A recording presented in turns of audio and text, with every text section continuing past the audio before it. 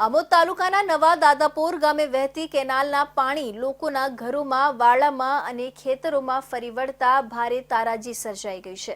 છતાં તંત્રના પેટનું પાણી પણ હલતું નથી. સાથે જ કોઈ પણ જવાબદાર અધિકારી આ મામલે જવાબ આપવા તૈયાર નથી.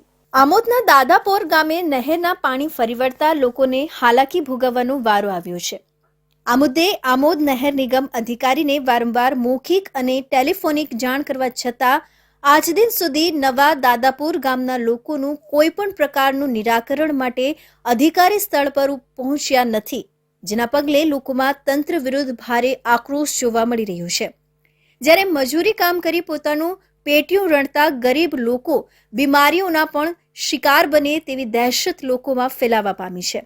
ત્યારે હાલ પાણીના વેડફાટ સહિત નહેરની દુરસ્તીની કામગીરી જવાબદારી સ્વીકારવા કોઈ અધિકારી તૈયાર નથી અને નહેરો આ રીતે ગમે ત્યાં વહેવાનો સિલસિલો અવિરત ચાલુ છે અને ગામના રહેવાસીઓ આ સમસ્યાથી હેરાન પરેશાન થઈ રહ્યા છે. અહીંયા જે કેનલનો પ્રશ્ન છે, વર્ષો જૂનો પ્રશ્ન છે.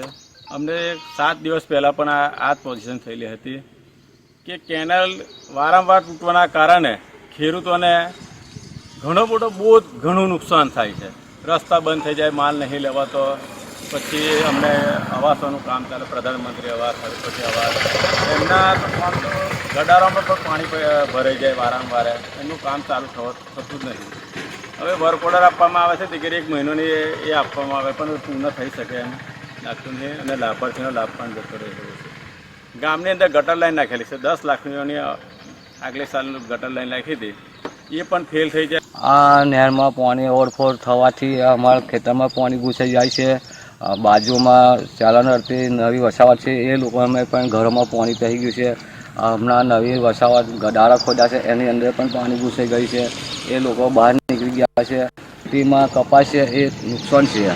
હવે હમણાં 3 વખત પાણી ઘૂસાઈ ગયું છે અને અમે રજૂઆત કરેલી છે, 2 થી 3 વખત રજૂઆત કરી છે કે આ ચાલણ તમે આવો ને જોવો ને પછી અમને કહો. અઠવાડિયામાં 1 વખત થઈ જાય એમ. અમે કહીશું કે તમે ચાલણ રિપેર કરો, ઊંચી લો લેવલ, તો અમારું પાણી અંદર ના આવે ખેતરને. આમોદ તાલુકાની નહેરોમાં મોટા મોટા ગાબડા પડી ગયા હોય તેમજ ગાંડા બાવળનું સામ્રાજ્ય સર્જાયું હોય અને કચરાની સાફ સફાઈ પણ કરવામાં આમોદ તાલુકા નહેર વિભાગ ખાતું તદ્દન નિષ્ફળ ગયું હોય તેમ ગામે ગામ આ મુદ્દે ચર્ચાનો વિષય બનવા પામ્યો છે. જ્યારે તંત્ર દ્વારા સમગ્ર દેશમાં પાણી બચાવો અને જીવન બચાવોના સૂત્રોનો પોકાર કરવામાં આવી રહ્યા છે, જે સૂત્રો પણ હવે જાડી ચામડી ધરાવતા અધિકારીઓના પાપે કારગર નીવડે તેમ રહ્યા નથી અને સત્વરે આ સમસ્યાથી છુટકારો મળે એવું કોઈ ચિહ્નો હાલ દેખાઈ નથી રહ્યા એવું નવા દાદાપુર ગામની પરિસ્થિતિ જોતા લાગી રહ્યું છે.